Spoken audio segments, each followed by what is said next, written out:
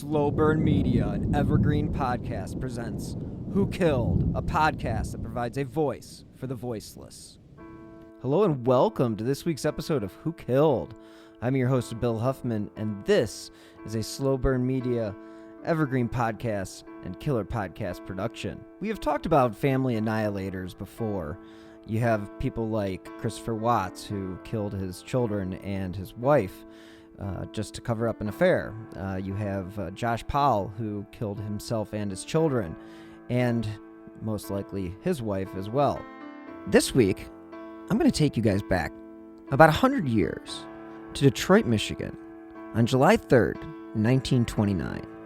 And I'm talking about the murder of Benjamin Evangelist and his family in what has become known as the St. Aubin Massacre.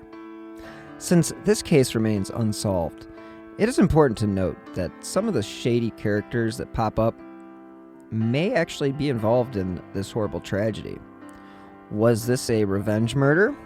Something supernatural or cult-like? Or could the Black Hand Society be to blame? One thing for certain is Benny Evangelist was what one would consider today a cult leader. According to AmericanHauntingSync.com, it was in 1895 when Benjamino Evangelista was born in Naples, Italy. In 1904, he came to America for more opportunity. He had skills in carpentry, so he focused on real estate, and eventually became a successful landlord. Going by his new name, Benny, he had originally settled in Philadelphia with his brother Antonio. But the two had a falling out, a weird one, to say the least. And according to Antonio's own accounts, he basically disowned Benjamin when he began having his so-called mystic visions. This apparently went against Antonio's Catholic beliefs, so he basically told him to leave. Benjamin picked up shop and took his craziness to York, Pennsylvania, where he ended up working on a railroad construction crew.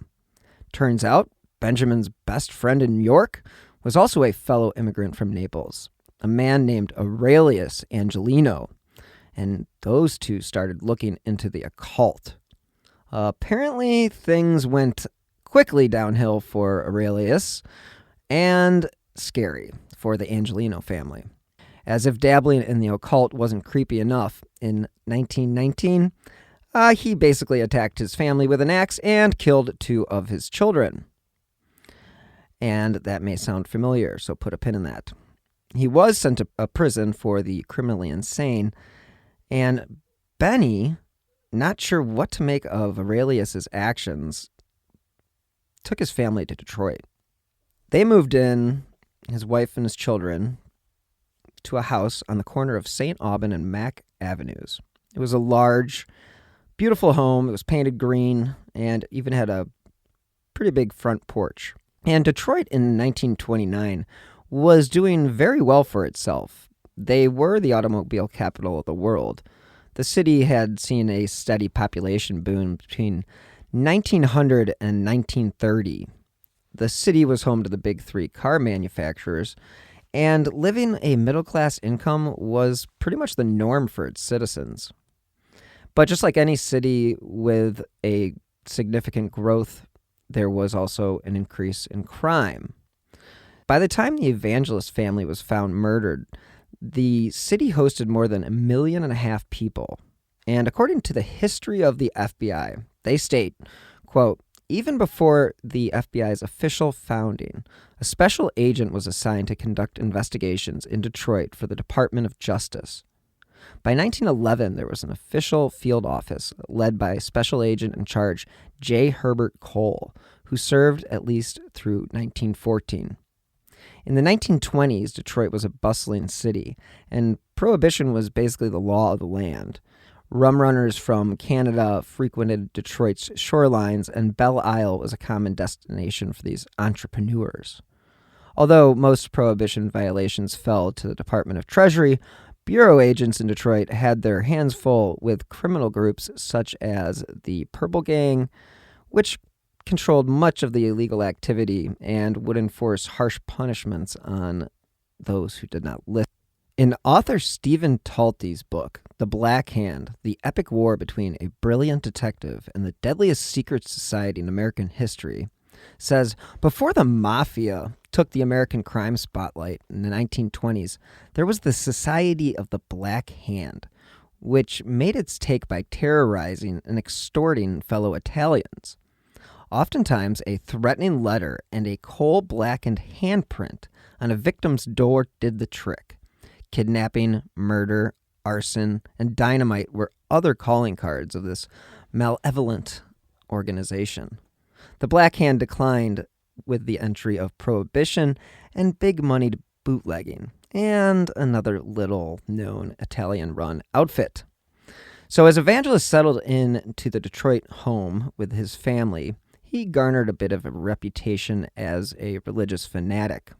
In Benny's basement, he had built his, quote, great celestial planet exhibition by using papier-mâché, wires, and wood. He had built 9 planets and a sun with an electric eye that sat in the center. Now, the basement also held a chamber where Benny would hold his rituals. He would mix up spells, hexes, and potions, and he even carried out his magical sacrifices. He kept a crude altar along with knives, bottles, and jars. Copies of his self-published book, The Oldest History of the World, discovered by Occult Science in Detroit, Michigan, were stacked around the room. Benny claimed to have produced the book through a series of nightly trances beginning in 1906. He said it was the first in a series of 4 books that would reveal previously unknown information related to him from God. Unfortunately for Benny and his family, fate had another plan in store. According to the Associated Press report from the day after the murder, quote, the bodies of Benjamin Evangelist, his wife Santina, their 3 young daughters, and 18-month-old son Mario were found hacked to death in their beds at their home today by neighbor Vincent Elias. Now, police reported at the time the murders were evidently the result of a fiend, everybody's favorite word back then. Vincent Elias, 43, was a real estate dealer, and he lived at 2324 Glendale Avenue. Apparently, that was a thing to put in newspapers back in the day, which I find kind of disconcerting, thinking that if he was a witness, probably not the best thing to publish his address. So, anyway, they had basically engaged in some real estate business, and so he actually was the one that stumbled across the scene that will probably stick with him the rest of his life. What he found was Benny, slumped on the floor, with his head completely decapitated. Sitting next to his body was one of the strangest discoveries pretty much any detective or officer in Detroit had ever seen. It was Benny's severed head with 3 large framed photographs of a child in a coffin. Now, it was later determined to be a post-mortem photograph of Benny's son, who had died several years before. And according to all the reports that I've been able to find, there is still no explanation as to what kind of message these photographs meant to convey. Now, the head of Evangelist's wife, Santina, was also almost cut off. All the bodies were nude when found. That is, of course, except for Benjamin, he was fully clothed. And this was most likely due to the fact that the women had all prepared to go to bed. So their daughters, Jean, Angeline, Margaret, they were 5, 9, and 10. So basically where we stand is the dead in the home are Benny Evangelist, who was 44. This is basically what they called him, a real estate operator and quote-unquote divine prophet of a mysterious religious cult. And that's pretty much the description they give for him, and everybody else just gets an age. So Santina was 38, Angeline was 7, Margaret was 3, Jean was 4, and Mario was 18 months old. Now, that does not line up with what they had originally said in the first report, so we'll go with the second report and say that that was probably more accurate, since they probably had no idea what the hell they were doing in 1929. And As we have seen, unfortunately, in cases like the Sam Shepard case, the O.J. Simpson murder scene, and later on with the John Benet Ramsey murder, crime scenes that are high profile and hard to process for first responders are probably the most difficult to get under control. And again, hell, it was 1929. People were more than curious to know what the hell was going on at their neighbor's home. So it's no surprise that police failed to keep newspaper reporters and dozens of gawkers who had gathered around the house from basically contaminating the crime scene and destroying any potential clues, except for one, which was a bloody fingerprint on the front doorknob. Quote, the killer of the Evangelist family was in what one paper called a frenzy, apparently with the intention to sever the head and arms of his victims. Behind the tragedy was a grotesque background of religious insanity, paralleling in its weirdness and barbarism any voodoo fetish of the West Indies, unquote.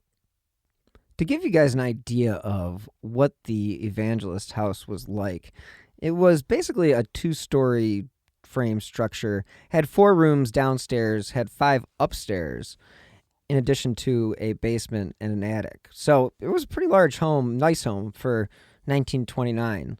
Now, granted, he had 6 kids, so he really did need the space. On the upper floor, the 2 front rooms were bedrooms. The 3 back ones were actually unused. According to reports, were devoid of furniture.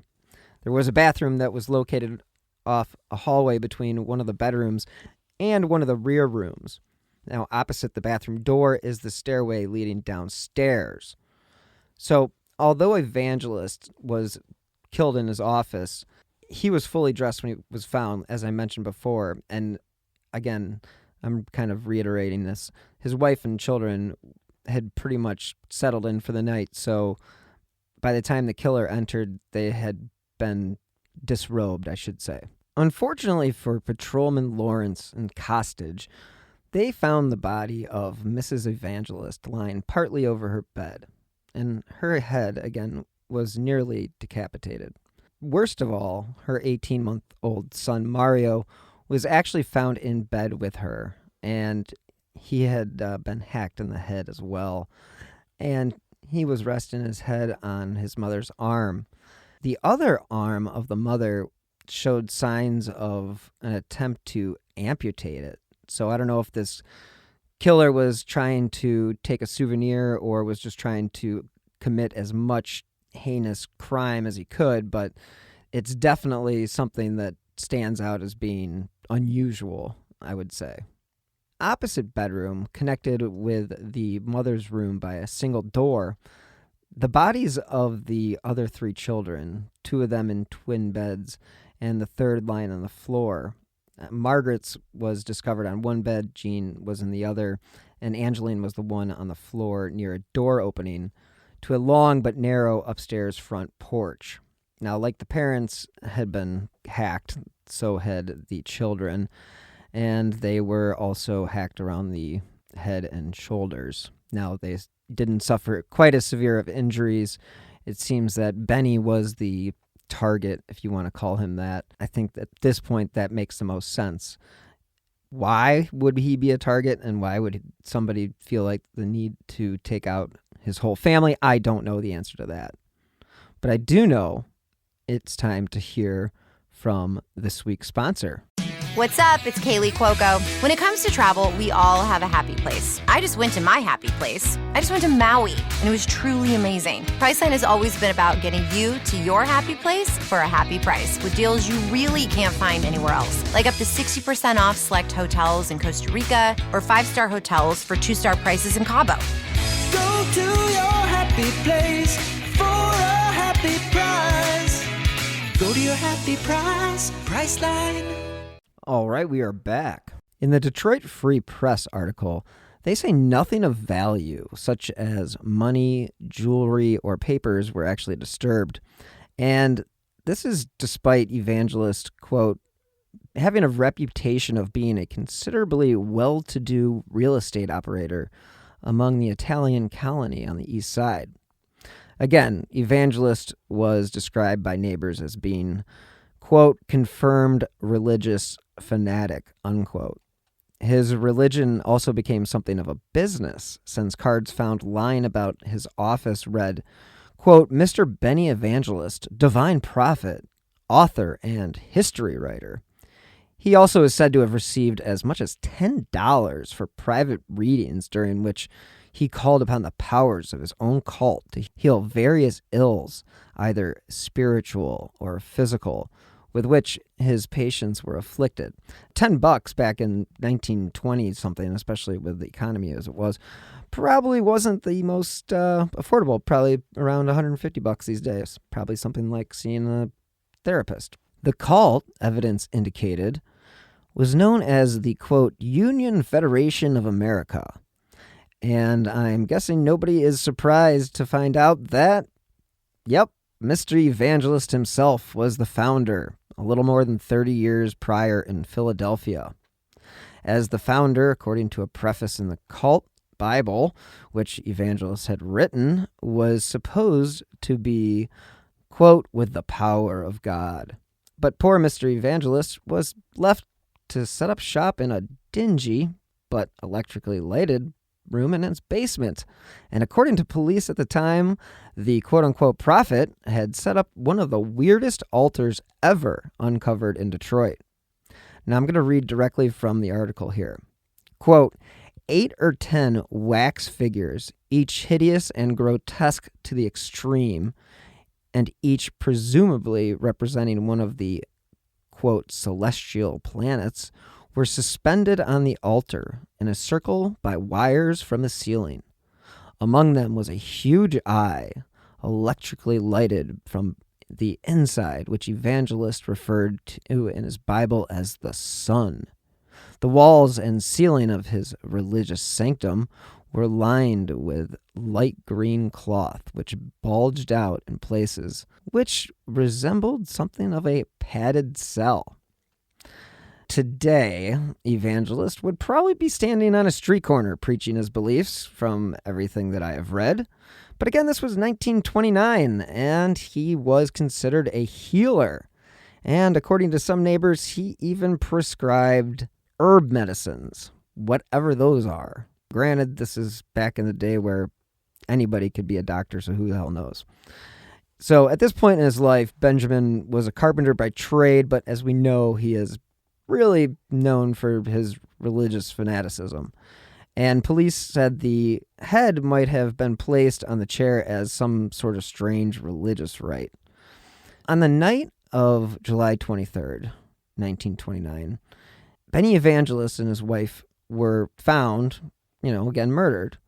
And it was 2 days later when Wayne County Coroner James Burgess commented in the paper that, quote, this is the most unusual case. A single perverted maniac must have killed them, although it seems impossible that some of their screams would not be heard.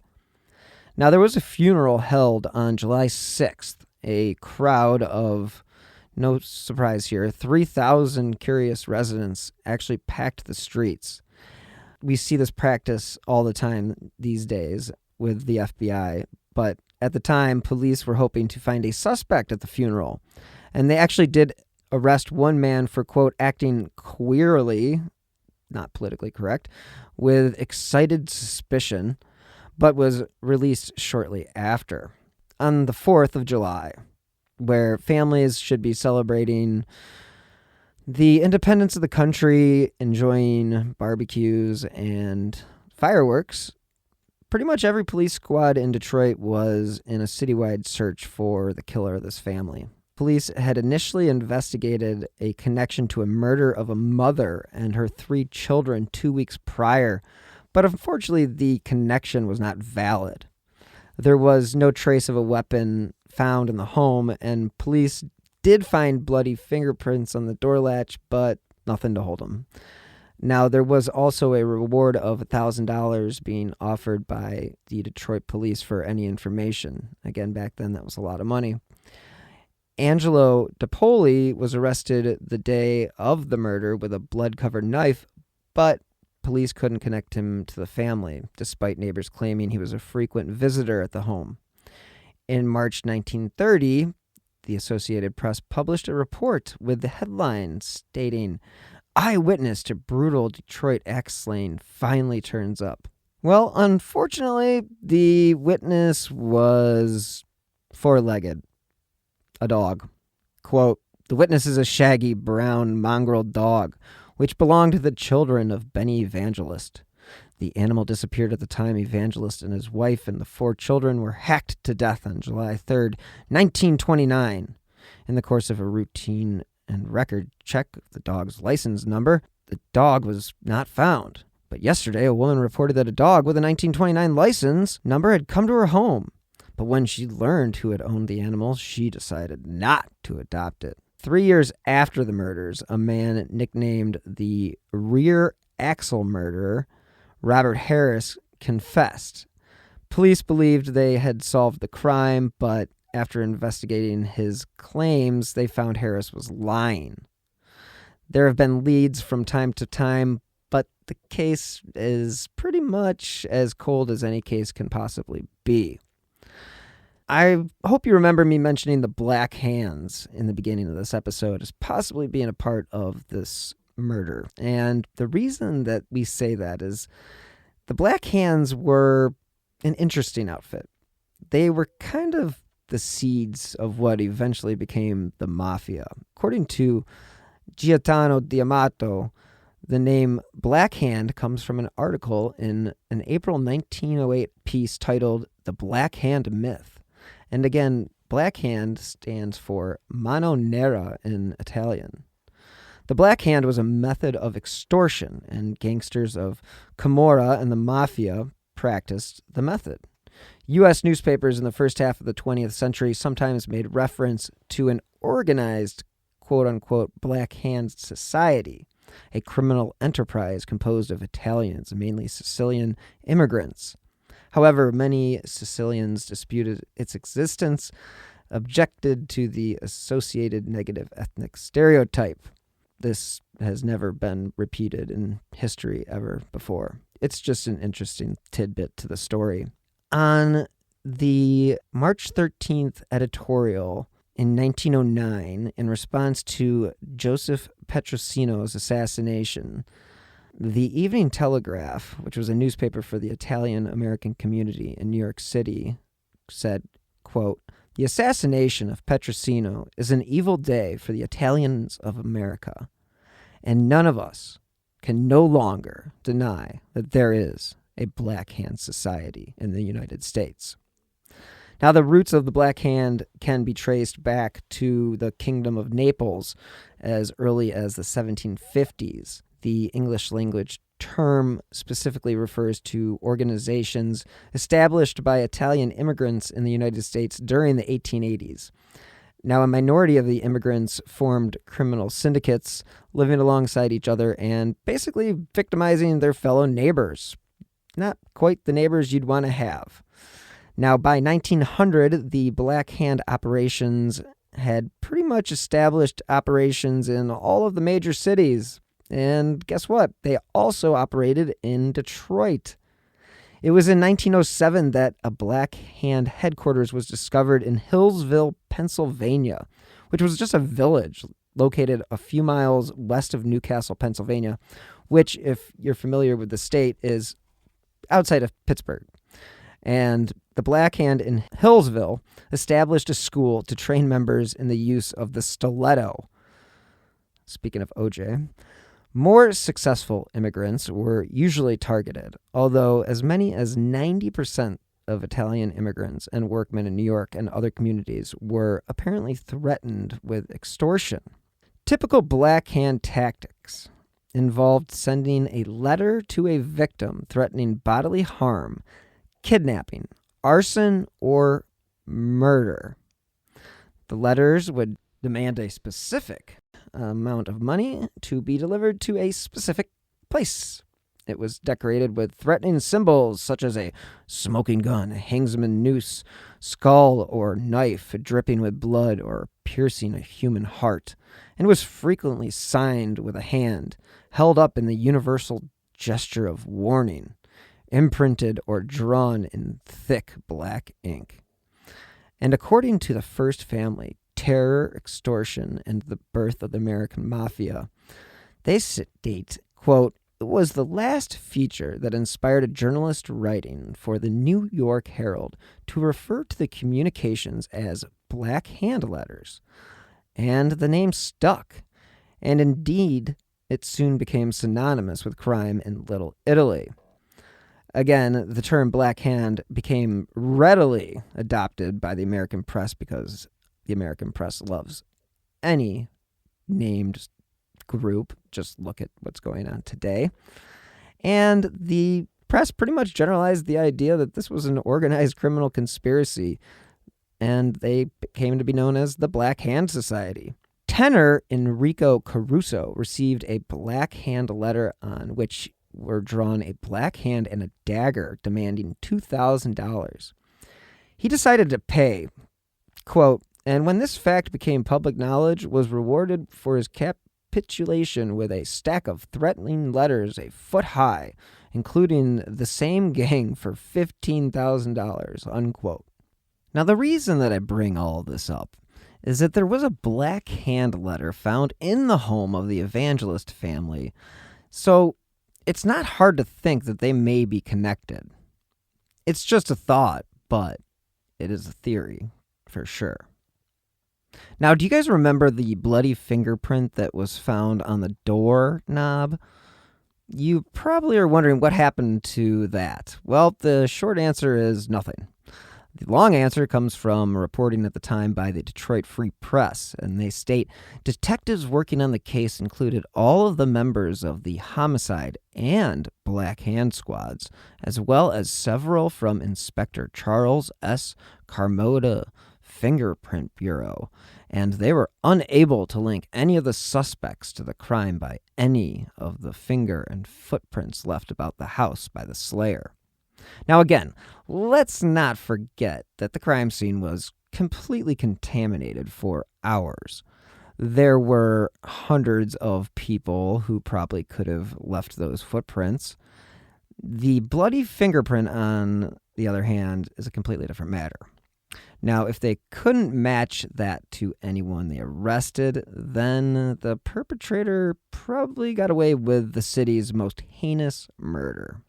Benny, Jean, Santina, Angeline, Margaret, and Mario were all murdered that day.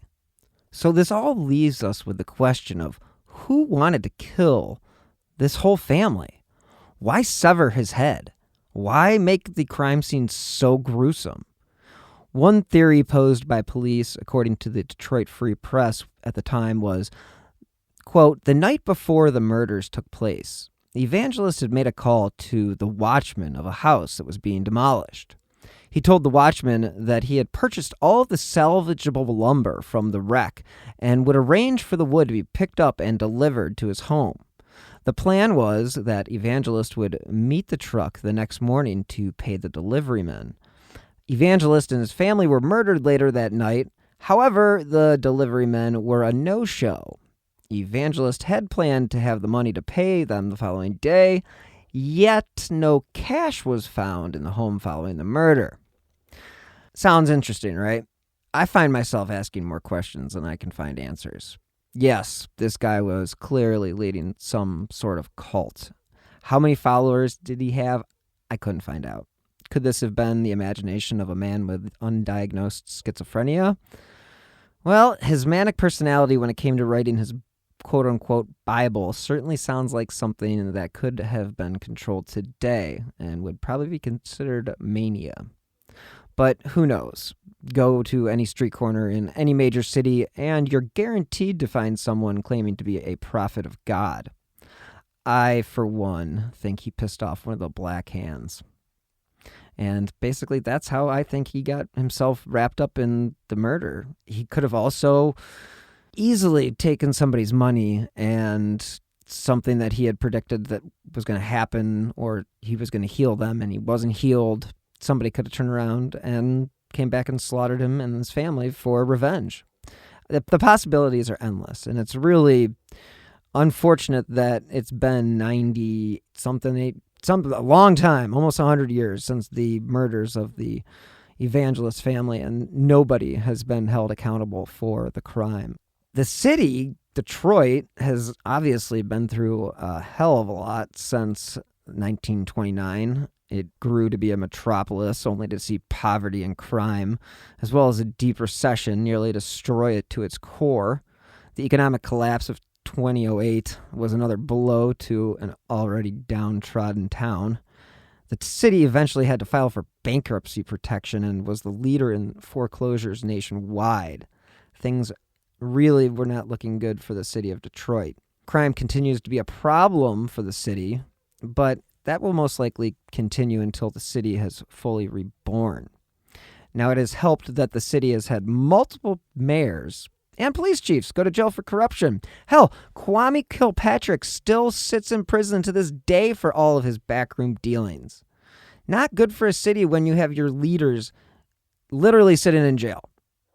Not good. And you guys remember Mick Foley's boss from Beverly Hills Cop? Yeah, that guy, Gil Hill. He was a real police chief, and he was shady as hell. People say he was involved in more serious crimes that I cannot mention here, but he died in 2016. So, have that. Next time you watch Beverly Hills Cop, just think about all the shady stuff that he was doing on the side. But, on the other hand, the good news is you can now finally say that Detroit is on the rise once again. Thanks to investors like Dan Gilbert, who run Quicken Loans, the city is being polished and will one day return to its former glory. As far as the murder of the Evangelist family, I think we're all left sitting without any answers and a whole hell of a lot of questions. So I end this week with this. Who do you think killed the Evangelist family? Thank you guys so much for tuning into this week's episode of Who Killed. As a reminder, I drop new episodes every Friday wherever you get your favorite podcasts. And again, I've said this before, and I'll say it again. I will be dropping a new season of My Passion Case soon. Look for new episodes on Tuesdays once the new season launches. As always, if you do enjoy this podcast, as well as my other shows, like I mentioned in the beginning of the show, you can support this podcast by clicking on the donate button or the link in the show notes, or you can also contribute via the Venmo app with my username @Bill-Huffman3. And again, each contribution, big or small, helps keep these slow burn podcasts going. Or wherever you listen to your favorite shows. These 5 stars do help keep the important cases that I cover, such as Amy Mahalovic, Angela Hicks, in the spotlight. It's very important. So if you'd like to stay up to date on the cases that I have covered, as well as the new shows that I have in the pipeline, follow me on Twitter. I have an account. It's @BillHuffman3. You guys, I appreciate you so much for tuning in every week. It wouldn't be a show without you. Until next time, all of you, stay healthy and be safe. The crime was so brutal it was compared to the Manson murders. Mary and Bill, an Ohio cold case, explores what it takes to bring new attention to an unsolved double homicide and turns up new hope for answers. Listen to Mary and Bill, an Ohio cold case from IdeaStream Public Media, wherever you get your podcasts. Hi, Vanessa. Hi, Amy. And hi, True Crime fans. We're the co-hosts of She Goes by Jane. Every week, we'll be covering the story of a missing or unidentified woman in the United States. Stories you may have heard before. And ones whose stories didn't make it into the news. We've been covering these stories for a while, first in Amy's book of poetry, Doe. And then in Vanessa's documentary, She. But now we want to share them with you here on She Goes by Jane. And each week we'll be joined by a special guest who will read a poem in honor of the women we talk about. Can we say who? We can say who. We'll be joined by actresses like Coco Jones and Gabrielle Ruiz. And musicians like Stephanie Quayle and Kelly Moneymaker, along with authors like Louise Penny and Catherine McKenzie. So check out She Goes by Jane wherever you get your podcasts, or check out Evergreen Podcasts and their true crime channel, Killer Podcasts. We can't wait to bring you these stories.